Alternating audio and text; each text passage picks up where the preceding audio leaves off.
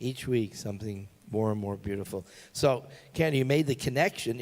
You read verses in the Torah every year, and each time something else just flashes in your mind. So this you're reading it, and this song kind of popped into your mind because it was connected to the Torah portion. And that's what happens every year.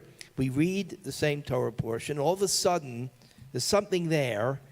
A verse might be a verse not of any great importance, and all of a sudden, it just clicks in your mind, and you connect it to something new, and it takes on a whole new meaning, or a broader meaning, or maybe a meaning that was always there we just didn't see. And I found that with a verse, and it's happened twice to me with this verse. It's a very simple verse. It says, "And all the wells that his father's servants had dug in the days of Abraham, his father, the Philistines blocked them up and filled them with earth." So it's a pretty simple description. Abraham dug wells, right? Beersheba, 7 wells, one of the famous places. He dug wells because you need water. And came along the Philistines in their conflict with Isaac, and they covered them up, threw dirt into them, and made them useless. Useless to Isaac, but guess what? Useless to them as well. So when did this verse take on a whole new meaning to me? I was in Israel when Ariel Sharon was successful in passing through the parliament the decision to leave Gaza. And, it was an enormous debate. There were demonstrations on both sides, very strong feelings, but it happened. And 8,000 Jews were literally uplifted, evacuated forcefully from their homes in Gaza. And there were those who thought that that would be something that could bring about peace, or at least it would separate us from Gaza and we wouldn't have the day-to-day operations there that put so many Israeli soldiers in danger.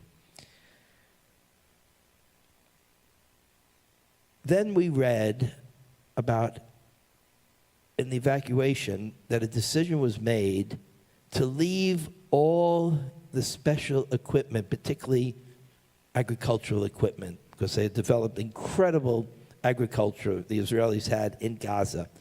And there was tens of millions of dollars of equipment. And they made a decision to leave the equipment there so that the Gazans would have a fresh start and a step up, because they would have all this equipment. They could immediately get into developing their country agriculturally. So tens of millions of dollars of equipment was left behind, with the belief and the hope that it would be used in a constructive way to bring about prosperity in Gaza, and prosperity usually leads to peace. And it was a great idea. In our minds, it was a great idea. And then, of course, we all know what happened. They destroyed all the equipment, completely, utterly destroyed it. And we didn't understand. And then this parsha, this verse, and I suddenly understood what had happened.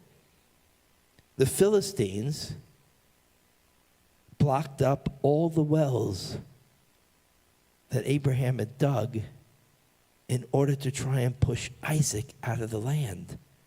And at the same time, they destroyed the very wells that they needed to flourish in the land. But their hatred of Abraham and Isaac and their desire to push Isaac off the land was so great that they destroyed the very wells that Abraham and Isaac had built for them and for Abraham and Isaac. They were to be shared wells. But the Philistines couldn't accept it. So they brought destruction upon themselves in order to destroy anything that had been created by Abraham or Isaac, even if it was to their benefit. And when I read that verse, it suddenly struck me. Why didn't we know that was going to happen? We've been reading about it for thousands of years. We know the story. It repeats itself over and over again. What the Gazans did was exactly what the Philistines did. And here's the biggest irony. Where did the Philistines live? The Philistines were a sea people that came from Europe by boat to this coastal area to settle in. Gaza, right? Then, of course, they spread out. But Plishtim also came from Gaza. So this verse taught a very important lesson. And that lesson was that sometimes there's a hatred that's so strong that it leads to not only to attempt to destroy the other, but to self-destruction. An irrational self-destruction that comes from an irrational hatred that is so difficult for us, particularly with Western and biblical minds, to even conceive of. How could that be possible? Abraham and Isaac couldn't conceive of it. They dug wells and they thought they would share it with the Philistines, but it wasn't to be.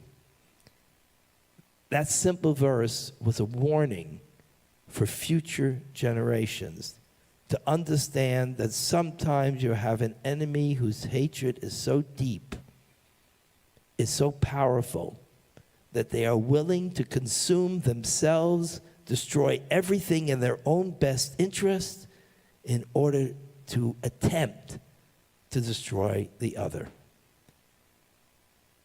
There are no more Philistines today. There haven't been Philistines for a very long time. Their self-destructive nature that prevented them from sharing that well with Abraham, from sharing that well with Isaac, and prospering together on a land that was capable of sustaining them both. And each brought different skills, different abilities that would have enhanced the two of them and allowed them to grow even greater. Instead, the Philistines' hatred of the Jewish people in those days, the Hebrews, Abraham and Isaac, was so great that they destroyed the very source of life in that area, a well that without it you can't grow anything, you can't take care of your flock, you can't dwell there, in order to try and prevent Isaac. Well, Isaac is still there, and the Philistines are gone. And perhaps that's what we didn't understand on October 7th, that the hatred could be so great that they would be willing to go through self-destruction in order to attempt to destroy the wells of Abraham and Isaac. Well, those wells are filled with water now and prospering, and we can only hope that that next generation looks back and says, you know, throwing dirt into those wells is a really bad idea. Maybe it'll be better to share the water, and then we'll all be satisfied and not die of thirst. Perhaps that will happen in the generations to come. Shabbat Shalom.